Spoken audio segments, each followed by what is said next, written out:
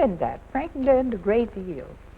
He was very young and arrogant when he started out in public life, and he learned a great deal as he went along. The ability to learn is a very important part of life, I think. In this series of heritage programs, we are privileged to visit with Mrs. Franklin D. Roosevelt and her guests, Dr. Clarence Kramer, Dean of Adelbert College, Western Reserve University, and Mr. Henry Morgenthau III. In this first program, we meet Mrs. Roosevelt to hear of her education and early life. And then something special strikes her, and then I have to read it. And I don't know whether it's meant for the layman or not, but in any case, I still have to read it 2 and 3 times to be sure I've understood it. Well, Mrs. Roosevelt, it seems to me that the dominant characteristic in all of your many pursuits is your concern for people less fortunate than yourself. Coming from the kind of background that you did, where this sort of social consciousness was certainly not prominent, how did you develop this concern? Well, I don't agree with you quite on the fact that I came from a background where this was not prominent, because I was brought up by my grandmother. Now, she had a different concept from the other side of my family, the Roosevelt side, but she had the concept of responsibility for the poor, which I think nearly all the rich people probably had. I don't think that her husband had been especially rich, or her parents, they'd just been comfortably off. But nevertheless, there was an obligation to do something, and from the time I was a small child, I remember her going to the babies' hospital in New York, and I was taken along to play with the children. There was always an obligation that you had of things to do. And then later, of course, my father, through his father, the first Theodore Roosevelt, President Theodore Roosevelt's father, because my father was Elliott Roosevelt, my father had that same training from his father. His father, Theodore Roosevelt, married a Miss Bullock of Georgia, and she just never could be on time. So they gave up going out for dinner because that was impossible. So Theodore Roosevelt Sr. started the Newsboys Club, because the newsboys in those days in New York were little bits of fellows, and frequently they had no one to look after them. So my grandfather started the Newsboys Club, and that has now grown into the Children's Aid Society. But he took his 2 sons twice a week, every night, to the Newsboys Club every week. And so when I was older, I was taken by my father to serve at the age of 5 at the Newsboys Club Thanksgiving dinner. And these things are natural. They just came that way. What about your education, your schooling? How did that influence your later life? My education, by that time I was living with my grandmother, and my education was a little sketchy. I think, Henry, that your family, particularly your mother, who went to Vassar, Mrs. Henry Morgenthau, would have, and often did wonder how I happened to have any education at all. But it was luck in a way, because my grandmother felt that she was doing the best she knew how. She was sending me to the most fashionable little class, conducted by a pompous old gentleman named Mr. Rosa. He didn't teach us at first, thank heavens. We were taught by Miss Toombs, and she was simply wonderful at drilling you with the foundations of reading, writing, spelling, and arithmetic. And so that basis was quite good. When I progressed to Mr. Rosa himself, some of the others who were really clever, I imagine, got a good deal out of it, but I just had a good memory, and I just learned by heart.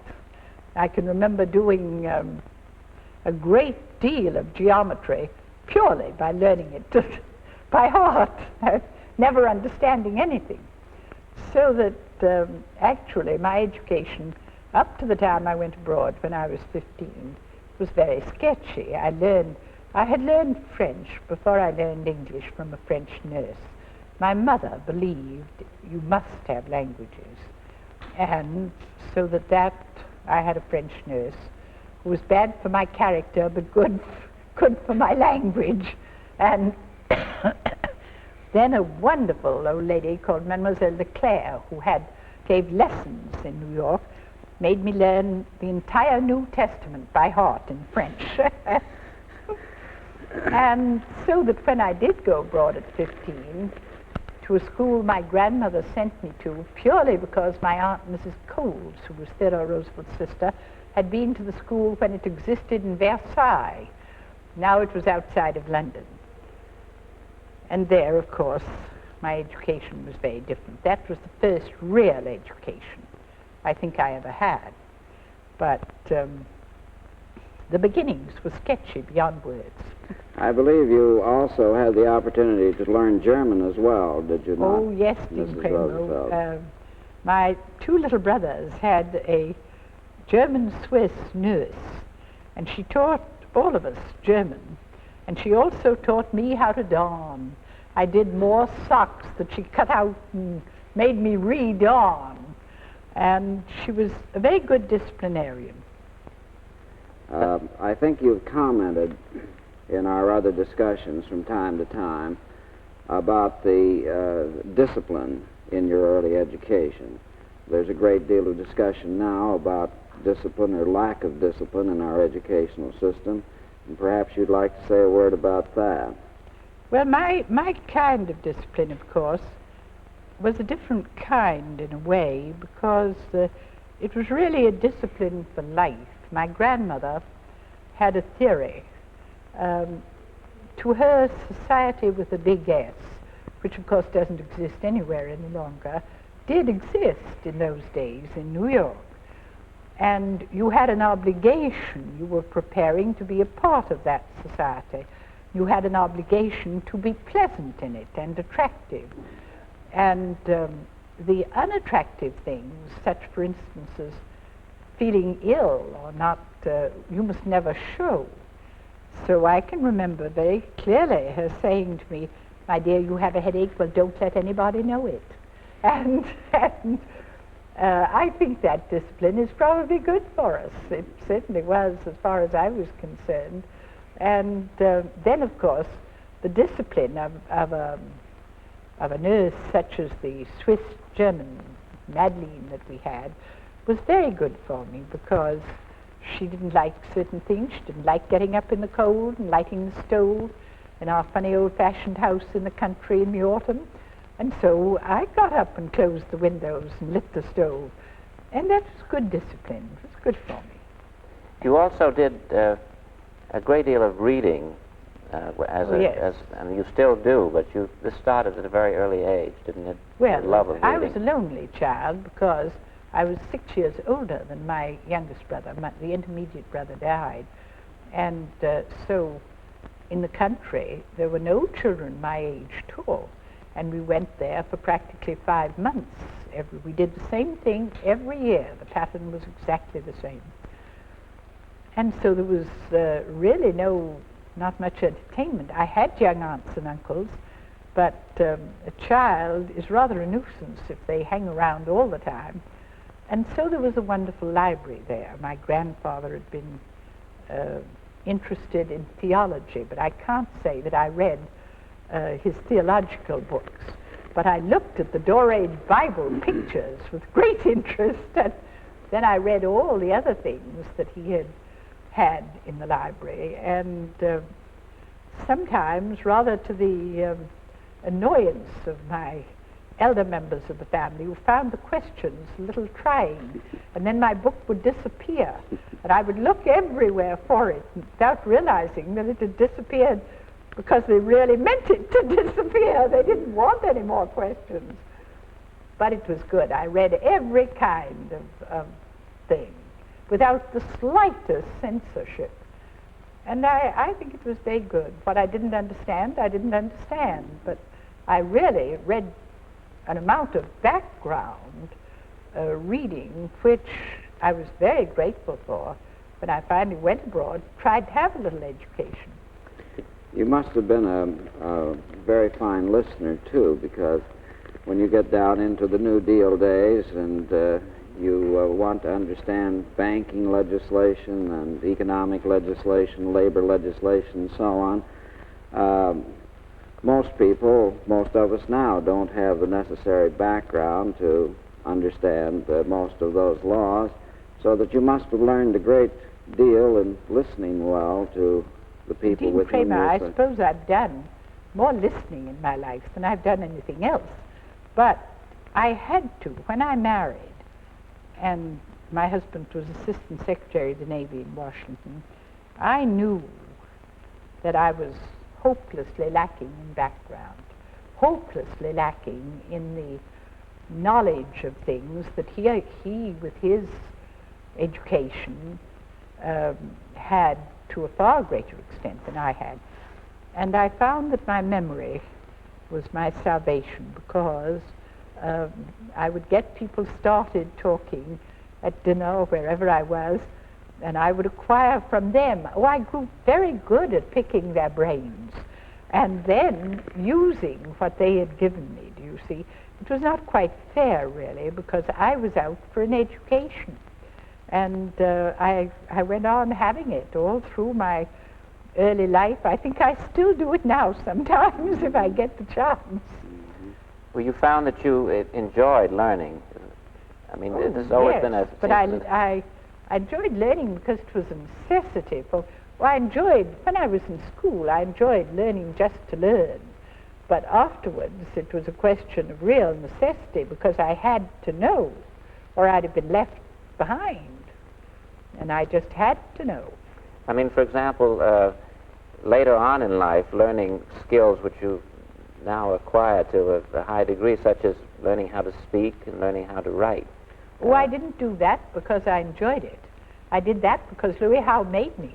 I would never have done it otherwise. But when did he first make you do that? When did he first when insist my upon husband had polio, Louis Howe wanted him to continue his interest in politics.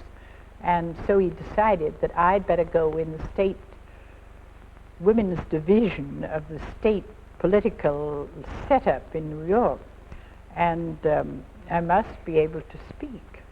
And I must be able to really be of use to the organization so as to bring people into the house more and keep my husband's interest up. He was afraid that my husband would lose interest and would stop being interested in the organization.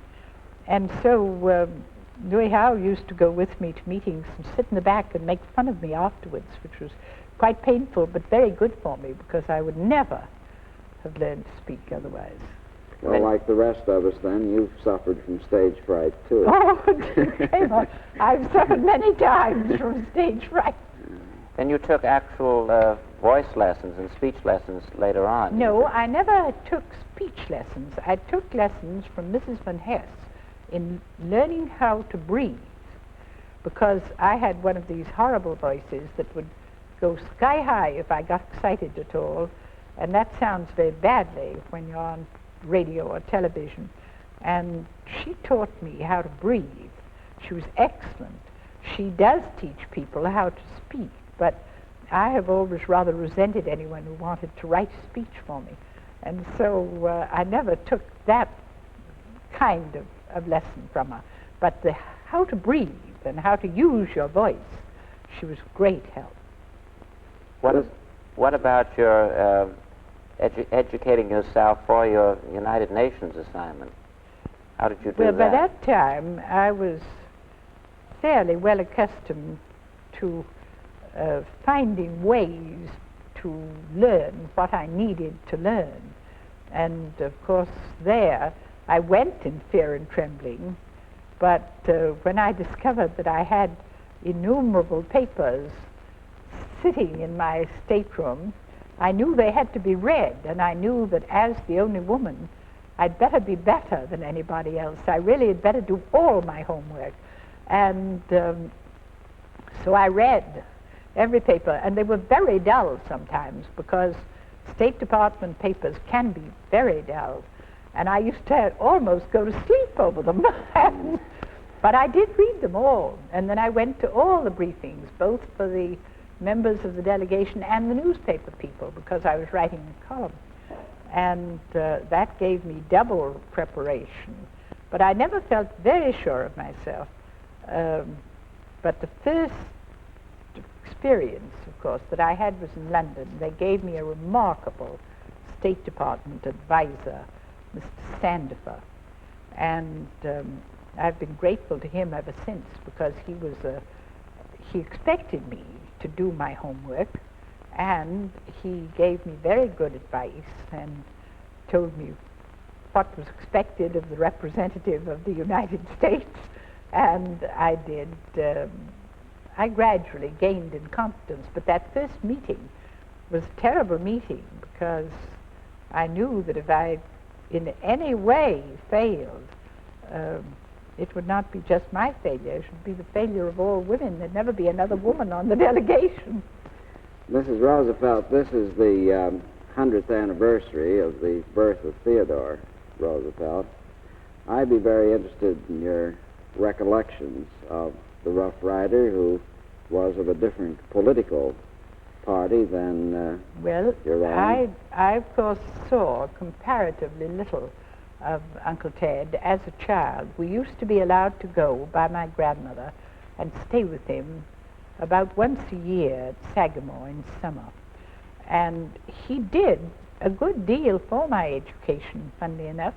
First thing I remember is that he was horrified that I didn't know how to swim. So he thought he'd teach me as he taught all his own children, and he threw me in. And I sank rapidly to the bottom. And then he fished me out and lectured me on being frightened. Dean Kramer, I don't think that's really the right way to teach a timid child to swim.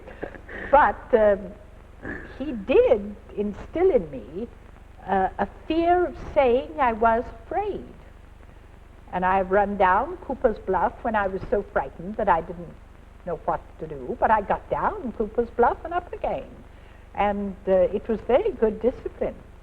And then he used to do something that I loved. He would take us on picnics, or on a rainy day, he would let us come up to the gun room in Sagamore Hill, and he would read. His particular favorites were old sagas, and he would read them aloud to the children. And that was really I adored that. I thought it was simply one of the most delightful things that could happen. And I liked much certain types of poetry, largely because of his reading aloud to us. How did this division, the political division, between the Democratic Roosevelts and the Republican Roosevelts take place? Well, it took place because when they were all Democrats originally, and then in Lincoln's day, many of them became Lincoln Republicans. And then some of them went back, like Franklin's father went back to his Democratic background. Uncle Ted's family stayed Republicans. And that's how it happened and how the division came. You must have had a very busy household in the early days of your married life, with your children growing and with your husband becoming more and more interested in a political career. Well, it was a busy household. It was a complicated household. I think sometimes when children take too much time, my husband was becoming too much involved. I think they felt at times that he was neglected, because at that time, when they were young children, I think quite often the children had too much attention. They should have had less. Did the appointment as Assistant Secretary of the Navy, which I believe was in 1913, at the beginning of the administration, was it not? Yes, the spring. Did this come as something of a surprise? This was his first national appointment, was it not? Yes. I knew, of course, if he took it, that he would enjoy it very much, because he'd always loved the Navy. And the offer of it came as a surprise. but I was very glad that he was given the opportunity. The opportunity to work with Josephus Daniels must have been an interesting one, but I think too, it was wasn't very it? good. He did not appreciate, really, the qualities of Josephus Daniels at the start. And in many ways, of course, Josephus Daniels, as he went along, matured and mellowed. But at that early age, he had certain things which Franklin at that time didn't appreciate. He knew how to get on with Congress, and he knew you had to get on with Congress. And Franklin at that time was thinking only in terms of the Navy and the naval officers and their approval and the technical building up of the American Navy, which he adored, forgetting entirely that if you didn't get your appropriations, you couldn't do any of the things you wanted to do. And sometimes they had differences, and I think he gradually came to realize that he had not appreciated Mr. Daniels sufficiently at the start, and he thought that he didn't understand the Navy and he didn't understand the officers. He hadn't realized that he had certain things which were more important a great deal to the real growth of the Navy. And he learned that. Franklin learned a great deal. He was very young and arrogant when he started out in public life, and he learned a great deal as he went along. The ability to learn is a very important part of life, I think. I'm interested in that comment, and I was also interested in these things that you said about your own education, because it was certainly unusual and yet in a way very complete, because you made it complete. But did you feel the lack of a more formal education at any point? Oh, I've felt the lack all my life. I've always felt that the discipline of that a mind should have, I never had really had. Therefore, I had some discipline. And I still look upon that discipline as good. I did learn. I never learned Greek, but I did learn Latin, and I learned the connection between Latin and all the Romance languages, and that I think was a very good thing. And I think Latin and Greek are good discipline for the mind, and I wish I had had more of that. I think that's one of the things education should give you. And I would like very much to feel that we gave that more thought in education, because you can't possibly learn everything there is to learn in the world, but you can, during your years of education, gain the use of an instrument which makes it possible for you to learn whatever you want to learn as the opportunity arises. And I think that that's one of the things I got out of Mademoiselle Souvestre in England, the fact that of getting the curiosity about new things. She started me off on interest in many new things, but the use of your mind, the discipline of your mind, was a very important thing to learn. It would seem that you learned to accept discipline in a way that may be lacking in much of our education today, where in much of education which is much more formalized and more supposedly more disciplined, but perhaps actually less disciplined. Well, that I don't know. I don't know enough about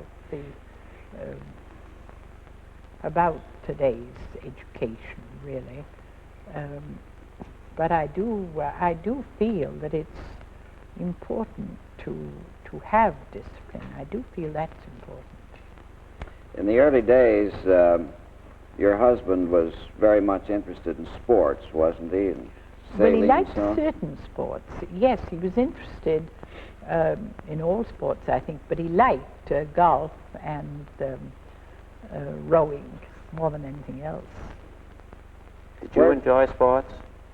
I'm afraid I don't know enough about them. I've watched many, many games of baseball and football, but my main interest has usually been whether I had a child I was going to have to take to the hospital afterwards, which was usually what I had to do. Was there anything similar to what we now call physical education training in the informal training you had under various people? Oh, at school in England, I played hockey every day, hockey in the field, but nothing else. But you spoke of this fear of the water and how your uncle Theodore Roosevelt helped you to overcome it. I don't think he helped me to overcome it. I was more frightened than ever of the water. Do you think that, I've often heard you speak of fear and how important it was in your life. Do you think it started with this sort of thing? Oh, no, I don't think. I think I was just plain a timid child. I was timid about everything. But the first thing that helped me to overcome it was the fact that my father, whom I adored, couldn't understand how anybody could be afraid of anything. And he gave me a pony, and it was a very naughty little pony, and he expected me to ride it with joy. And it kicked, and it ran away with me, and it tried to scrape me off under the branches of a tree, and altogether it was a wicked little creature. But I never dared tell him, and I rode it to the bitter end. So I think really my father started my getting over my fear.